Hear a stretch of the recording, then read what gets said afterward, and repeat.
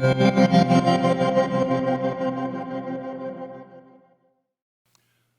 right, our next presentation is by Michelle Lam of IBM Supply Chain Transformation.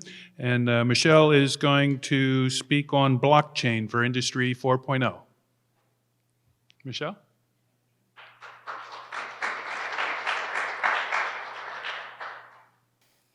Good morning. My name is Michelle Lam. As Dave introduced me, I'm in IBM Supply Chain Engineering Organization. Today, I'm actually going to go a little bit more than just blockchain. I'm going to share with all of you our journey in IBM, our supply chain transformation, how it happened from a traditional supply chain into a cognitive supply chain, we call it. So before I go in, right, I work for IBM. It's a 108 years young company. We have 350,000 employees scattered around the globe. So we have lots of people. And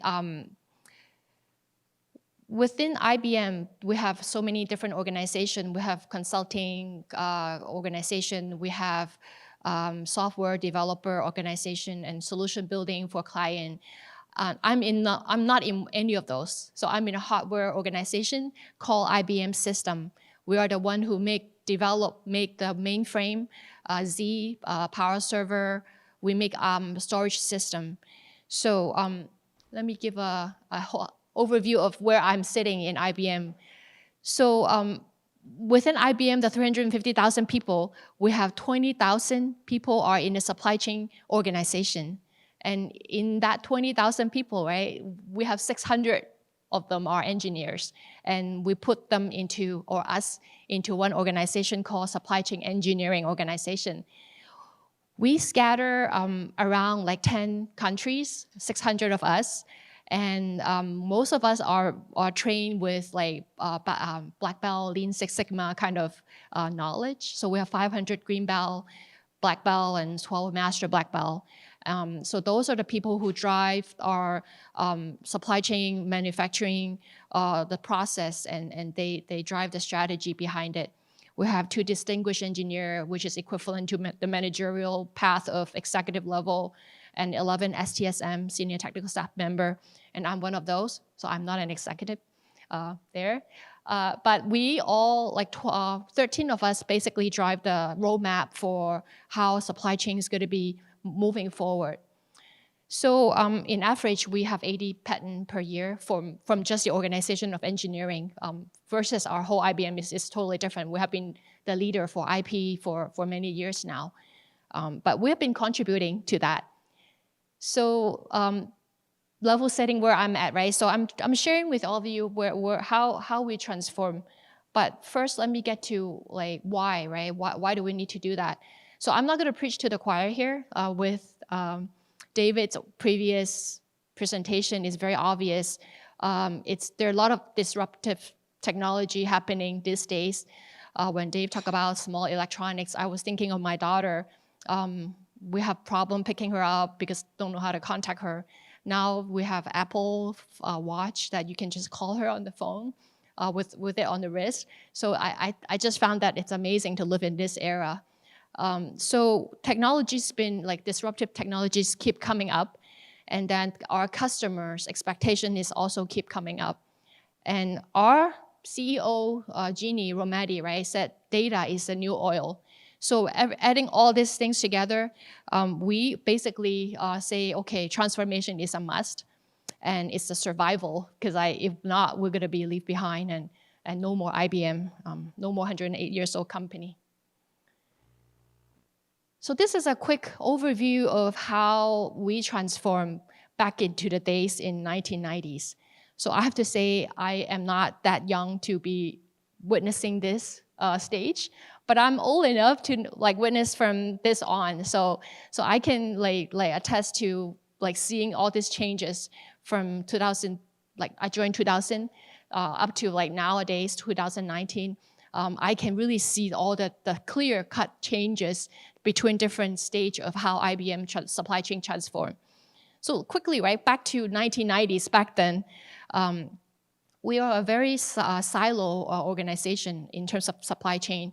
we're basically following a multinational model, meaning we have an IBM in Japan, we have an IBM in China, IBM in Argentina. All of them run like separately. They have their own operation. They even have their own delivery of like manufacturing site, maybe on that, at their own manufacturing line, do their own delivery. And they have their own profits and loss sharing statement, like even. So we're that silo back then. And our senior VP back then said, hey, this is not gonna work because of the efficiency. So it's such this complexity of layer of operation really dragged down all the efficiency and all the redundancy. So in 2000, so he worked very hard, right, in terms of strategy, and bring us to 2003, we established our integrated supply chain, meaning we no longer have, he spent so many years try to unite all this supply chain in the global, spread out into one big organization under one business unit. So with that change, right, with that transformation, we were able to remove a lot of costs that tied into all this redundancy and work efficiently. And also we gained the transparency in terms of what China, IBM's doing while Thailand is doing something else, that kind of like information sharing. So so that brought us to the second like transformation era.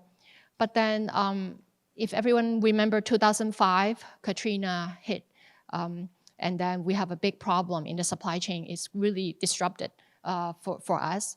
That is one of the lessons learned. We started to also, executive got together and talked about what we can do to improve supply chain. So during that time frame, our executive meeting kind of like that got together and have 4 main improvement points that they lay out we want to work on our strategy. First is how do we respond in disruptive scenario. We need to be able to have real-time insight on our product, no matter if it's manufacturing or shipping process. We need to be able to make collaborating decision because of now we united into one single like unit in the whole global supply chain. We need a more efficient way to be able to make decision, even though like we're not just having one person decide what to do, right? So we need to figure out how to have collaborating decision-making process. And then the last one is like, with all this lesson learned with disruptive scenario that we responded, there is some lesson we can pass on to the next generation, which there's no way to do it back then. So we need to know how to like maintain or pass on to the institutional knowledge to the next era. So that actually drive us into 2011, forming what we call the Transparent Supply Chain Initiative. And at that time, we came up with a few like strategy and projects, I would maybe call it, that actually causing it to help us to solve those 4 pain points that I mentioned. We created something called Resolution Room within the organization, which is try to have all the engineer have any problem, log into that room and then put in information, what kind of problem you have. And then all those information will be in that one place. And then we apply machine learning to help us to like kind of like keep track of, okay, what's going on. And next round, when things happen like this, what that resolution room will advise us what to do based on the previous responding action that we took before. So that is 2011. Then now and since then, right, with all this advance in AI and machine learning and all the technology we continued having, we were able to get to today, we call that cognitive supply chain. The cognitive work has been a hype word in our company. So I want to give a little bit clarification. When we talk about cognitive, it's really what we're saying is we try to apply a solution that can not just solve a problem. We wanted to give the solution eye to see things like senses, right? Just like IoT. Basically, it's the same thing as IoT kind of logic, and so that we can make our supply chain more and more transparent and be able to learn and retain all those institutional knowledge that I mentioned earlier on. And then, like, again, back to our CEO, right? Data is the oil. So we have been really data driven since then and driving it. So in the coming few slides, I will give some examples of exactly what kind of things we have done that tie to cognitive that we apply today to our supply chain. So before I move on, right? When I was building this slide, I was like thinking, oh, there's four phases. It's just like the revolution of the in the industry 4.0 kind of stages, and it's interesting to see how each year between each year is shorter and shorter. So I was doing a search on internet and saw that the IoT industry 4.0 and the industry 5.0 already came up like 5 years ago, which I still try to understand the 5.0 portion. So I'm hoping maybe somebody here might talk about it eventually at this forum.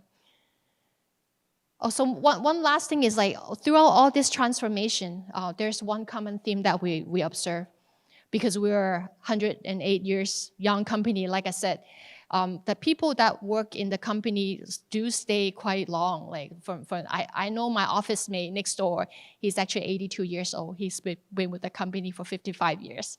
So how do we make sure that we still have the people grow old with us, but yet our skill will be able to adapt to this transformation? That is a big thing for IBM. And so that's come to this, right? Like, do we have the right skill? So that's one of the major things we have done to our transformation, is to really get together and figure out, okay, what skill we need. So we have created the supporting structure with the framework, like recruiting, when we hire new people, make sure they're, of course, in the right skill that we're aligning to the Industry 4.0 like direction we would like to go. Skill framework, technical leadership, that was the 13 people that I mentioned, that like we will form the strategy roadmap, what to do, and of course go through the executive level approval and decide the direction. So we also implemented IBM-wide, not just supply chain organization, with some digital certification learning. When it first came out, everybody thinking that's like a Boy Scout badge. It's like, why do we need to get a badge for everything? But now, like, as years go by, I do find that program really getting getting traction, and people are really, because of like there's a badge that you can be recognized even outside of our organization or outside of IBM on LinkedIn. So I think this is really a great way to gain skill and help employee to transform with this transformation.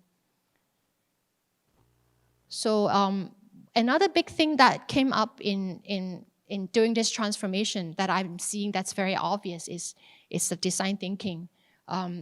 To people in the software world, it is really nothing new, because it's really coming from the way they deliver software and going from a waterfall methodology into agile, and then apply design thinking, which is more as a user-centric way to design solution.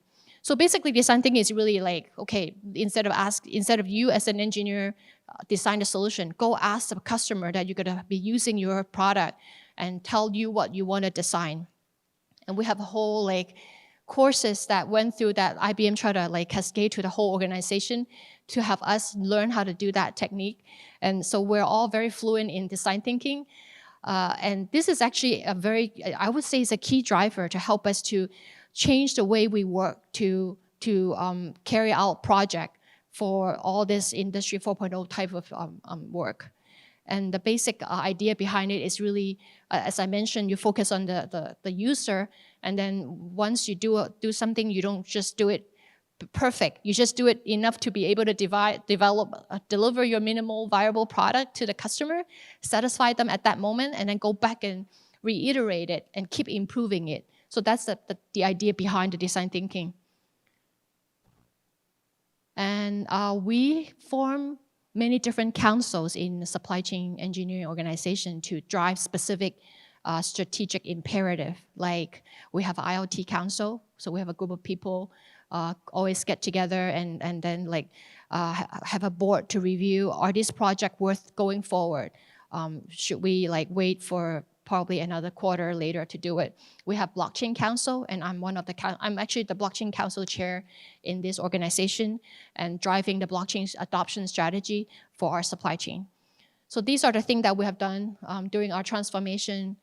How do we deploy it, right? So internally, we will figure out what kind of thing we need to do. So these are some examples that we have done, like quality inspection. We're applying AI vision into our process of inspection.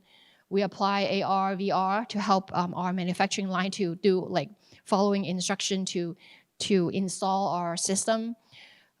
We apply sensor to our line, shipment, logistic to track our shipment, and also smart manufacturing management type of thing that we implemented internally in our supply chain. So what I just showed is all like kind of like the major thing we have done to bring us to today's cognitive supply chain. So in the next few slides are more specific example of what kind of like solution we apply to our supply chain to become the cognitive. So when I mentioned the cognitive, right? So I was saying that let's say give an eye, let our solution to have eyes to see our product. So one thing that we noticed in manufacturing line that is visual inspection is a highly labor intensive work. And if you wanted to hire a data scientist or software people to come in and train specific visual recognition for failure analysis purpose, it's very time consuming. So we are actually using IBM. We have the Power AI Vision from developed by our peer organization. They are actually some very easy to use kind of software. You don't need to be a data scientist or a software developer to use it. So you just basically get on to the tool. The tool will guide you through the process of training images. And basically what you need is the images that you would like to train and then give some guidance to it. Let's say if you wanted to follow IPC standard or something like that. So you need the SME for it though. You need somebody who's familiar with what they need to be trained. But then yet this software allowed them to be able to train that so that we can apply it to the manufacturing line. So this is what we have done to our supply chain. And we have some use case listed here. I'm not going to go into details, but basically that's one of the example we're applying vision to help us in terms of the manufacturing quality. Another one we have done is, I mentioned one of the pain point, we want to be more respond to pain point, to respond to disruptive scenario. This is not the disruptive one. This is actually more like so we work with our supplier, and so when we work with a supplier, they also provide data on the quality of the product that they gave us. And typically, people familiar with the quality management system, the statistic process control chart are the typical one to use, the SPC chart, to see if there's any failure, out of control type of quality control. We actually find out that the Western electric rule for the SPC chart is really not that useful. It's very slow in response, and it gives us a lot of false alarm rate as well.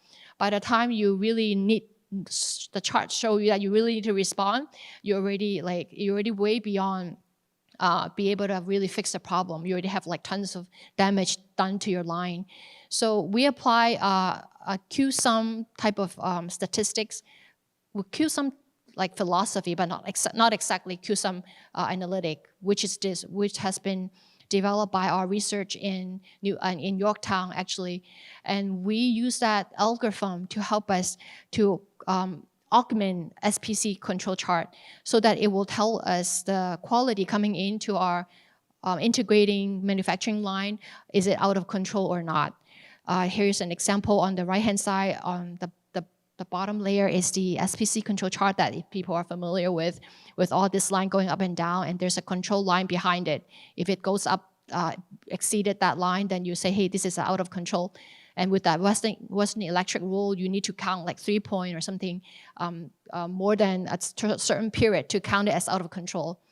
So applying PQ, prescriptive quality, with the Q-sum philosophy I mentioned, you actually be able to quickly spot the problem instead of like you have to study each chart to understand what's going on. So this fit into the era that when I mentioned in the earlier chart about 2011 timeframe. At that time, there are a lot of dashboard being created. And this is actually one of the technology we invented to help to be able to spot problem faster, especially if you have so many supplier coming in with so many stream of data. It's going to be impossible to have a group of people just staring at the chart and go through them. So that's prescriptive quality. Precision logistics is the one that I mentioned about the pain point of how do we respond to disruptive scenario like the Katrina faster. So because of that big problem, the lesson learned we got, right? We created this specific tool to help us to track our shipment, especially the expensive one, right? So the high value shipment, we will have a sensor in there. We can check the till or like with an accelerometer to make sure if there's any specific damage. If it's till and then it damaged, then at least we have the evidence to show that, okay, insurance claim for that is happening during shipment kind of thing. And so we have 100% clarity on where it is, right? And then we have transparency during the shipping time. The data coming of this specific tool actually is incorporating with the weather company that we acquire, I forgot how many years back. So we actually draw in the weather data along with the social media news, because sometimes when a certain place on strike, it could affect your shipment route too. So once we have all those information put into the same place, we will be able to detect any potential delay of the shipment. Then we can quickly reroute that particular shipment into the right location. So that really helped us a lot in terms of that. So I have a little comment underneath, right? How did IBM know 7 sites and 58 suppliers were at risk from Hurricane Michael 3 days before it hits? So that's one of the good example that we know this is a very successful implementation. Blockchain. This is my favorite one because I'm really close to this one, working closely with our supplier on preventing counterfeit into our reverse supply chain. So we trust our manufacturer on the drive maker, a hard disk drive specifically in this case, and it's in the news already. So Seagate is the one who we are working with. We trust them when they provide a drive to us before we put it into our machine. But what we don't trust is when the drive come back from our reverse supply chain. Customer could have purchased from the gray market to replace one of the defect, or they could have upgrade through our business partner, and the business partner could have gotten it from the gray market because of the shortage out there. So they ended up come back to us saying, hey, this is an IBM label hard disk drive. How come it doesn't work? So it took us a long time always to figure out, okay, it's actually because it's not a real hard drive. It's not coming from us. It's a counterfeit. So with that problem in mind, we started out working on a POC with our supplier, Seagate team, about 1.5 years ago. And to prove that, we can actually apply blockchain, which is a technology that a distributed ledger technology that can help to increase trust among the whole end-to-end supply chain. So we did the POC, very successful. We proved that we were able to do counterfeit prevention if we apply it to the supply chain process. We also have a very good parallel advantage of use case, which is helping us in terms of GDPR. Last year, May, GDPR came on live, and there is this hard disk drive. When it comes back from our customer, if there's any personal sensitive information in there, that needs to be wiped, right? Like crypto erase and things like that. So another use case we have done with the POC is to use blockchain to put that certificate of erase onto the ledger so that we can show it as an evidence to whoever audited, like if NIST or other compliant auditor come in and say, hey, show me this is actually compliant to GDPR or other standard, data wipe sanitization standard. We now have the way to do it. So that's some good advantage coming out from not just counterfeit prevention. And now we're actually moving on to a pilot. So we're in the middle of working on how do we scope for the next phase. on this project. So this is my last example should be, I think, Watson Quality Advisor. Data is very silo throughout the end-to-end supply chain organization. It's exactly like what Dave said about how the data needs to be, the term that he used is really good. I need to go back to the slide. The data thread, I think, right? The digital thread. So we try to do similar thing for our supply chain. So we have this platform created in our organization to basically tie all the information that we wanted to see from a high-level KPI, like annualized return rate. And with that annualized return rate, we can determine, okay, this vintage of the shipment we send out has a pretty high failure rate, return rate. So with that return rate, we'll be able to track down what exactly returned. And based on what exactly returned, we can tie that information back to the manufacturing parametric data to do deep down analysis on figuring out exactly what went wrong. Is it because of the wafer level wrong or something with the quality side from our supplier back to like the semiconductor front end of it. So that's another thing that we have implemented as part of the digital transformation. And this is actually a live platform because every time we keep building and building on it. So first is we try to get a dashboard type of thing and get information of what's going on. But now we're at the stage that we can apply machine learning to it, because when your foundation of the data layer is solid and be able to provide information, and we can have subject matter expert to feedback to what data is actually bad and what is good. I mean, what quality is considered bad and what quality is considered good. We now be able to have the tool actually alert us, right? Something, this specific vintage is actually not good. Go ahead and look at it and things like that to advise us instead of we have to look through all the data. I don't have a big slides like what Stephen has earlier, but this is actually what I try to draw out that we highlighted that was really useful for us for our transformation journey. I'm not going to go through them, but most of them are I explained earlier on in a few slides before. And we have been, our mission, like aside from just us doing transformation in IBM, it's no such thing really just IBM, because we actually manage our supplier. And I think I was talking to Matt on the table from that we actually cannot just have our working by ourselves. We need to work with the industry because we want to do the transformation together. So we have been working closely with the supplier directly, or through helping other or peer organization through consulting way, but mostly we're just like the subject matter expert to help them if they have client that they need help. And in parallel, we also help our own supplier to do transformation.